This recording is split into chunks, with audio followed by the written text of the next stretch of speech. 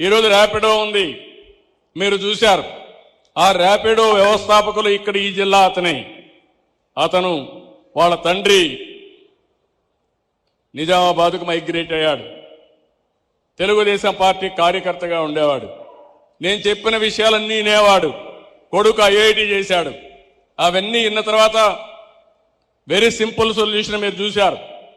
అతను చేసిన పని మీరు చూస్తే దేశంలో ఉండే ఆటోలు కానీ మోటార్ బైకులు కానీ ఇవన్నీ కూడా ఊబరైజేషన్ ద్వారా ప్రయాణ సౌకర్యం చేశాడు. ఒక ప్లాట్ఫామ్ తీసుకొచ్చాడు.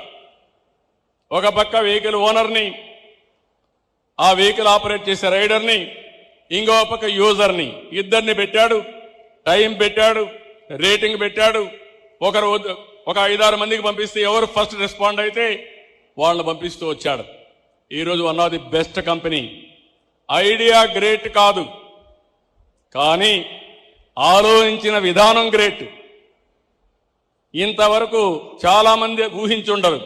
అలాంటిది ఈరోజు చూస్తే అది $1 బిలియన్ కంపెనీ ఒక 4-5 సంవత్సరాలు అయిపోయిందంటే అది మీకు చేత కాదా అని మిమ్మల్ని అడుగుతున్నా. ఇప్పుడు